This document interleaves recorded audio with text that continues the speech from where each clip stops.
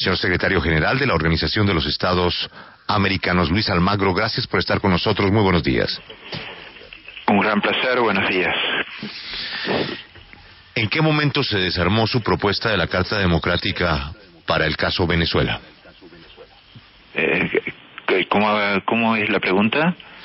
¿En qué momento usted siente que se le perdió el piso, perdió el apoyo, su iniciativa de aplicar la Carta Democrática para Venezuela? Pero es que eso está abierto y sigue su procedimiento, su trámite normal. Nosotros pedimos que se hiciera una reunión entre el 10 y el 20 de junio. Eso es definitivamente el tiempo que nos hemos marcado como objetivo para presentar el informe al Consejo Permanente, y eso tiene que ver esencialmente con que los países puedan prepararse, puedan repasar el documento, puedan conocer más profundamente los conceptos que hemos introducido ahí, y a partir de ahí se verá, pero el trámite sigue, ese trámite sigue funcionando, y de hecho la resolución del Consejo Permanente el otro día, y usted lo habrá visto en los comunicados de la MUD y de otros, deja muy claro que una de las cosas que queda abierta a partir de esa declaración es la aplicación de la Carta Democrática y el artículo 20. Pero, secretario, entonces yo a lo mejor entendí mal o a la distancia no capté bien, pero me dio la impresión de que Argentina no estaba como muy de acuerdo con la idea. La señal que envió Colombia fue más bien la de insistir en el diálogo, y luego ahí que la reunión se convocaba, que no se convocaba y que se volvía a convocar, me transmitía, puedo estar equivocado, que no había mucho ambiente a la iniciativa. Mire, pero es que eso no tiene nada que ver, y yo ni siquiera asistí a esa reunión. Definitivamente no tiene ningún parámetro de contacto con el planteo que realizáramos, y como tampoco quería que se entreveraran eventualmente el planteo muy claro que nosotros habíamos hecho de iniciar el procedimiento del artículo 20 de la Carta.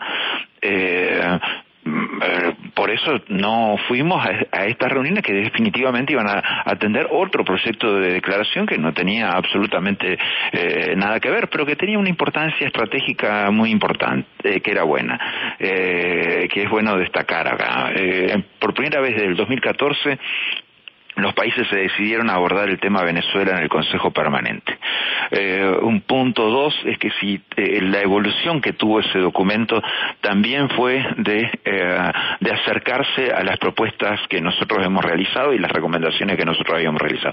Si vemos el primer párrafo propuesta que había para la declaración, que era un párrafo solo y que era muy abstracto, definitivamente no refería a ninguno de los principales temas de Venezuela, al documento que finalmente se aprueba, hay elementos importantes como el respaldo a otras iniciativas, eso es definitivamente la posibilidad de aplicación de la Carta, y el respaldo a procesos constitucionales, léase referendo revocatorio, temas que no se habían ni remotamente incluido en un principio. Y por eso el paso que se ha dado es importante, tiene su trascendencia, pero obviamente tampoco entró en el fondo, en la sustancia de lo que está pasando hoy en Venezuela. No se refirió a los temas que nosotros planteáramos y que son tan importantes, como llamar al referéndum revocatorio por su nombre y ponerle una fecha en el correo de este año, la liberación de los presos políticos, el equilibrio de poderes entre el legislativo y el ejecutivo, el hecho de una nueva integración del poder judicial de tal manera que cumpla su función con independencia absoluta. También lo que hemos señalado en cuanto a mecanismos para combatir la corrupción en Venezuela, algo que es, teniendo en cuenta que ha caído para ser el país más corrupto del continente y uno de los más corruptos del mundo, es absolutamente imperativo avanzar en esto.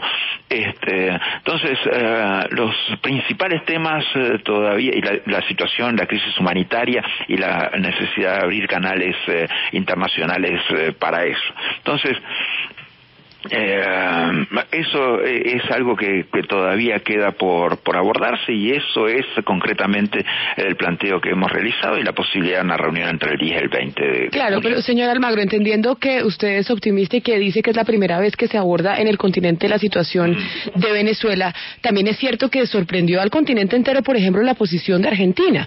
La posición de Macri, que en campaña fue supremamente crítico con lo que está pasando en ese país, pero ahora llamó al diálogo, y asimismo coincidieron varios mandatarios y cancilleres de la región, lo que indicaría incluso, como lo ha dicho también la oposición en ese país, que están completamente decepcionados de la reacción que tuvieron los líderes de América Latina, dejándolo en cierta medida usted bastante solo en la pelea. Nosotros vemos como el vaso se va llenando. Ustedes ven que hace aproximadamente 10 días hubo una declaración de 3 países, Argentina, Uruguay y Chile, en el cual habían hecho también un comunicado de apoyo al diálogo, pero sin ninguna base, y después del informe, 10 días después, sacaron un comunicado completamente diferente en el cual se hacía un llamado al revocatorio. O sea, el vaso se va llenando con contenidos que tenemos que seguir trabajando, que tenemos que seguir arrimando para que eso siga funcionando cada vez mejor, de acuerdo, para que vayamos asumiendo responsabilidad en cuanto a los temas concretos y tratando de dar resultados de los mismos también. Pero vamos definitivamente arrimándonos a lo que debería ser un planteo que también aborde los otros temas a los que hice referencia recién. Secretario Almagro, varias voces, como la del Washington Post, han dicho varias veces en su editorial que los países están actuando de una forma demasiado tímida, y hoy incluso en el editorial El Post dice que por fin hay una voz valiente en el tema de Venezuela, y esa voz sería la suya. ¿Usted cree que hay intereses de los países, como por ejemplo que Argentina pueda haber cambiado la postura por lo que tiene un interés en la ONU, o que Colombia pueda verse influenciada por sus relaciones con Venezuela a la hora de tomar una determinación con relación a este país? Mire, yo no voy a ponerme a leer la mente ni el espíritu de nadie. Sí hacer saber claro que nuestros planteos son muy concretos, tienen una base a tratar los temas reales de la región. Creo que el posicionamiento de los dos países a la hora de decidir va a ser por el único camino que tienen, que es el respaldo ético a los avances reales, concretos, con soluciones reales en Venezuela. Y soluciones reales tienen que ver con las bases para el diálogo. El dialogar no es sentarse a hablar. Es definitivamente asumir un compromiso con concesiones recíprocas y con una voluntad de resolver las cosas. Eso es diálogo, es muy distinto que sentarse. Para eso existen los bares y los cafés, ¿no? Ahí va la gente y habla de las cosas en los términos que quiere. Pero acá es muy importante edificar confianza. ¿Qué es lo que pasa hoy en Venezuela? Tenemos que una de las partes, y lo hemos hecho constar en nuestro informe, está sistemáticamente violando la Constitución, y no es una Constitución que se le impuso al gobierno, es una Constitución que prácticamente el mismo gobierno en su momento redactó y lo hizo a su propia medida.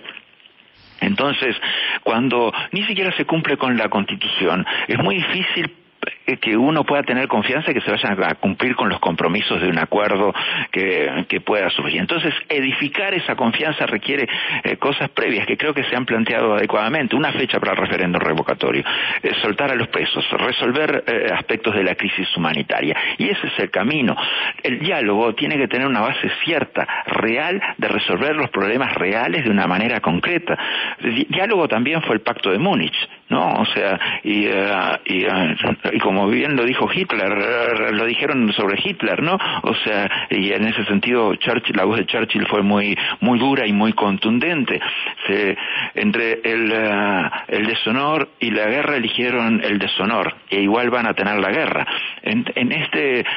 Acá el diálogo solamente puede ser sobre bases reales, concretas, ciertas, y para resolver los problemas reales que tiene Venezuela. Sentarse a hablar verdaderamente no es, y sacarse una foto menos es la solución. Señor Almagro, ¿es una casualidad que usted haya presentado la carta después de los cambios producidos en la dirección de los gobiernos de Argentina y Brasil? ¿En qué sentido?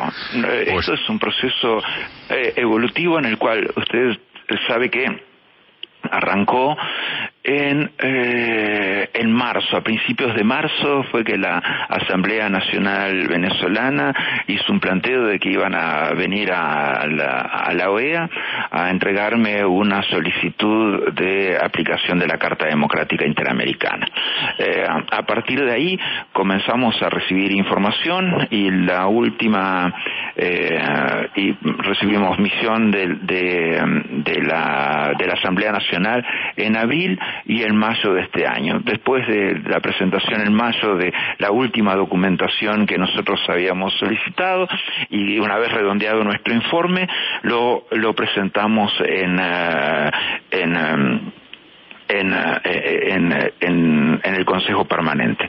Si usted analiza, el gobierno argentino se había cambiado en diciembre y nosotros nunca habíamos previsto que hubiera un cambio en Brasil. Eso es algo que es indiferente. Usted ve que nuestro camino es bastante más apegado a los principios y al rigor técnico de lo que es la defensa de la democracia en los términos que marcan los instrumentos jurídicos que tenemos, como la Carta Democrática Interamericana, y los mecanismos que tenemos para hacer efectivo eso, como el artículo 20 lo señala. Entonces, ahora, no nos podemos poner a especular. Yo no voy a contar hoy cuántos votos tengo, ni tiene nadie. O sea, eso no forma parte, o sea, de la sustancia del asunto.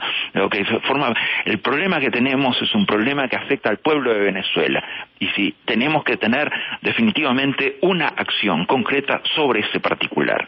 Secretario Almagro, usted lo mencionó hace un rato, y de acuerdo al artículo 19, la ruptura del orden democrático en un país miembro es un obstáculo para su participación. Siendo así, ¿por qué Venezuela está participando en las reuniones de la Asamblea General? ¿Y cuándo entonces quedaría restringida esa participación? Mire, usted lo debe saber, nuestra carta informe al presidente del Consejo Permanente refiere claramente al artículo 20. Lo que usted señala, el artículo 19, todavía no lo ha aprobado en ningún país, en ningún lado. Entonces, y los artículos anteriores al artículo 20 prevén una acción concreta en la cual está involucrado el gobierno del país concernido, en este caso Venezuela. El artículo 20 es el que permite al secretario general la acción concreta para impulsar y activar la Carta Democrática Interamericana. Y esto va a ser un proceso que va a llevar algunas semanas, o sea, entre el 10 o el 20 se realizará la reunión. Los países probablemente de acuerdo a lo que marca el artículo 20 es un proceso gradual, a no ser que nos demos de cabeza contra una situación de quiebre institucional, en la cual se habla de buenos oficios, de gestión diplomática y acciones subsiguientes que van llevando a una decisión final que podría ser eventualmente la suspensión. Pero que este proceso es absolutamente gradual. Usted lee el artículo 20 y le queda muy claro el concepto. Yo quisiera preguntarle, para estar claro, las consecuencias para Venezuela una vez proceda la carta. Para Venezuela es primero que la dimensión internacional de lo que de la cooperación a la democracia se ha fortalecido y de Venezuela como una situación de crisis política, así en definitiva lo que se aprueba. Ese primer paso es las siguientes acciones que tienen que ver con acciones diplomáticas y buenos oficios, porque sí, tendrían que haber respuestas con 8 recomendaciones, por ejemplo. Y si no hay respuestas concretas a esas 8 recomendaciones, entonces se va a los pasos subsiguientes, que son las que ustedes han especulado. Señor secretario Almagro, gracias por su tiempo y pues ojalá que venga lo mejor para Venezuela. Que todo sea para bien para el pueblo de Venezuela. Un abrazo. Un abrazo. Es Luis Almagro, secretario general de la OEA.